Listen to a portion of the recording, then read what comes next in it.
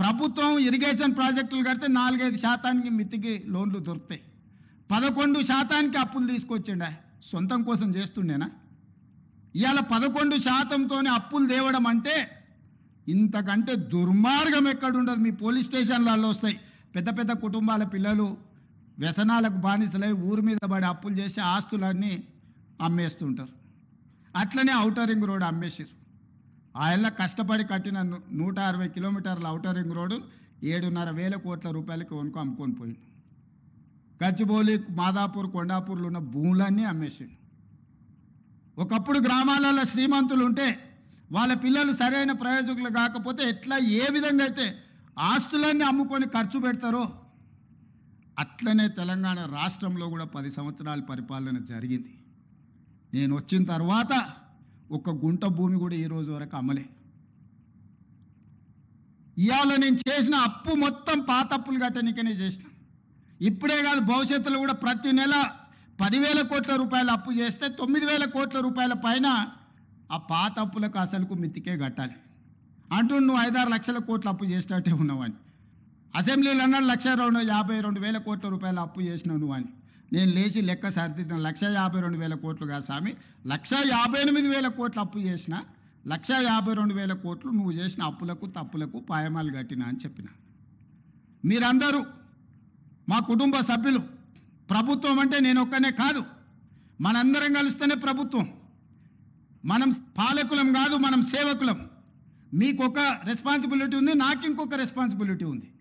Different designation. హోంగార్డ్కి ఎట్లా బాధ్యత ఉందో, కానిస్టేబుల్కి ఎట్లుందో, హెడ్ కానిస్టేబుల్కి ఎట్లుందో, ఎస్ఐకి ఎట్లుందో, సిఐకి ఎట్లుందో, డిఎస్పీకి ఎట్లుందో, ఎస్పీకి ఎట్లుందో, అప్ టు డీజీ ర్యాంక్ వరకు ఎట్లుందో, ఎలక్టెడ్ రిప్రజెంటేటివ్ పొలిటికల్ ఎగ్జిక్యూటివ్గా మాకు ఇంకొక బాధ్యత ఉంది. కానీ మనందరం కలిస్తేనే పంచాయతీరాజ్, రెవెన్యూ, R&B అన్ని శాఖలు కలిస్తే, పోలీస్ శాఖ కలిస్తేనే ప్రభుత్వం. మరి మీరందరూ ప్రభుత్వంలో భాగస్వాములు, ప్రజలకు జవాబుదారీగా ఉండాల్సిన వాళ్ళు, ప్రజల కష్టాలు ఉన్నప్పుడు ప్రజలను ఆదుకోవాల్సిన వాళ్ళు, ప్రభుత్వం ఆర్థిక ఇబ్బందులు ఉన్నప్పుడు సహకరించాల్సిన ఉద్యోగ సంఘాల నాయకులు ఈరోజు సమరం అని ప్రకటిస్తారు. ఎవరి మీద సమరం చేస్తారు? ఎవరిని మీరు ఈరోజు ఎవరిని నిందించదలుచుకున్నారు? ఎవరిని కొట్టదలుచుకున్నారు? ఎవరి మీద మీరు యుద్ధం ప్రకటిస్తున్నారని నేను సంఘాల నాయకులను అడగదలుచుకున్నా.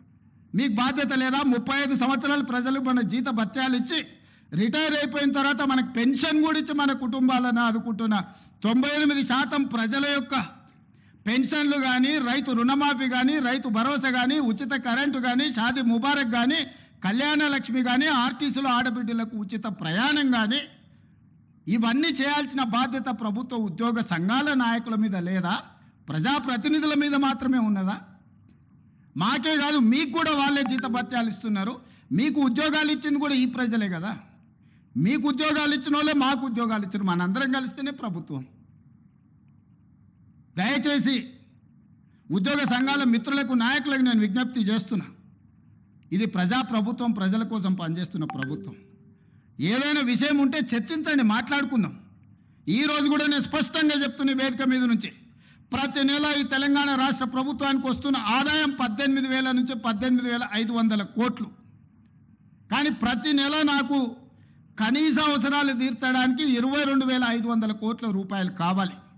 ఈరోజు మీకు ఇచ్చే జీతాలు కానీ, మీ పెన్షన్స్ కానీ, లేకపోతే ఈరోజు సంక్షేమ పథకాలు కానీ, రాష్ట్రంలో ఉన్న పనులు చేయడానికి 22,500 కోట్ల రూపాయలు కావాలి. 4,000 కోట్ల రూపాయలు ప్రతి నెల ఆదాయం తక్కువ ఉంది. అప్పుడప్పుడు ఆశా వర్కర్లు అంటుంటారు మా జీతం రాలేదని, ఇంకోసారి అంగన్వాడీ వాళ్ళు అంటుంటారు, ఇంకోసారి అవుట్ సోర్సింగ్ వాళ్ళు అంటుంటారు. మా రామకృష్ణారావు గారు, మా బట్టి విక్రమార్క గారు చేస్తున్నది ఏంటంటే, ఓ నెల ఈయన కాపీ ఆయనకి ఇస్తుండు, ఒక నెల ఈయన కాపీ ఆయనకి ఇస్తుండు, అడ్జస్ట్మెంట్ బడ్జెట్ పద్మనాభం పనులు చేస్తున్నారు. ఉన్నది 18,500 కోట్లే. 18,500 కోట్లల్లో ఈ రోజు 7,000 కోట్ల రూపాయలు అప్పుకు పోయింది. 5,000 నుంచి 5,500 కోట్ల రూపాయలు మీ జీత భత్యాలకు పోయింది. 13,000 కోట్లు పోయిన తర్వాత నా చేతిలో మిగులుతున్నది 6,000 కోట్లు నికరంగా.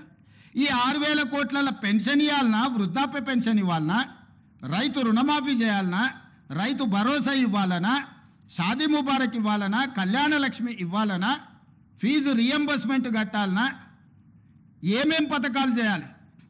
ఈ అన్ని పథకాలు చేయాలంటే నాకు 22,000 కోట్ల చిల్లర కావాలి.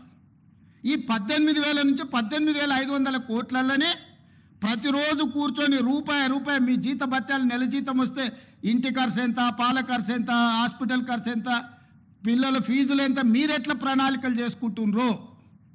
ఈ రాష్ట్ర ప్రభుత్వాన్ని నడుపుతున్న నేను కూడా అట్లనే ప్రణాళిక వేసుకొని రూపాయి ఎక్కడ ఉంది, ఎక్కడ ఖర్చు పెంచకుండా దుబారా మొత్తం తగ్గించి ముఖ్యమంత్రిగా ఎక్కడికి పోయినా నాకు ప్రత్యేక విమానం తీసుకొని పోవచ్చు.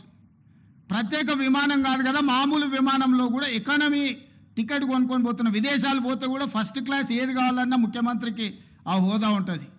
నేను ఆ టికెట్లు కూడా కొనుక్కోవడం లేదు. చాలా నార్మల్ సామాన్య ప్రయాణికులతో నేను ప్రయాణం చేస్తున్నా.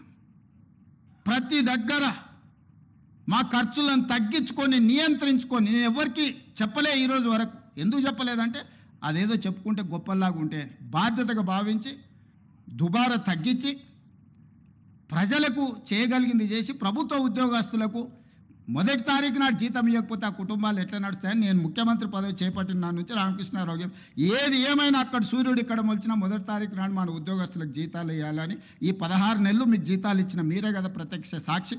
గతంలో మీకు ఏం కావాలన్నా విడతల వారిగా మీ జీతాలు వచ్చేది. మరి ఇవాళ మీకోసం పనిచేస్తున్నా, ప్రజల కోసం పనిచేస్తున్నా, మీరు వేరు, మీరు మేము అందరం కలిస్తేనే ప్రభుత్వం. నేను స్పష్టంగా ఉద్యోగ సంఘాల నాయకులకు చెప్పదలుచుకున్నా, మీరు వేరే మేము వేరే కాదు. మీరు మేము కలిసి 99% ప్రజలకు మంచి చేయడం కోసం మనం ఇక్కడ ఉన్నాము. మనం సమరం చేయడానికి ఇక్కడ లేం. ప్రజల మీద యుద్ధం చేసిన వాళ్ళు ఎవరు బాగుపడ్డోళ్ళు లేరు. ప్రజలు ఊరుకుంటారా? ప్రజల మీద యుద్ధం చేస్తే ఎవరి మీద యుద్ధం చేస్తారు? ఈ 9 లక్షల మంది ప్రభుత్వ ఉద్యోగులందరూ కలిస్తే మీరు మేమందరం కలిస్తేనే ప్రభుత్వం. మనందరం కలిసి పనిచేస్తేనే పేదలకు మేలు జరుగుద్ది. రాజకీయ నాయకులు రాజకీయ పార్టీల చేతుల్లో పావులుగా మారకండి అని చెప్పి నేను ప్రభుత్వ ఉద్యోగ సంఘాల నాయకులకు విజ్ఞప్తి చేస్తున్నా. రాజకీయ నాయకులకు ఉంటుంది ప్రభుత్వాన్ని అస్థిరపరచాలని.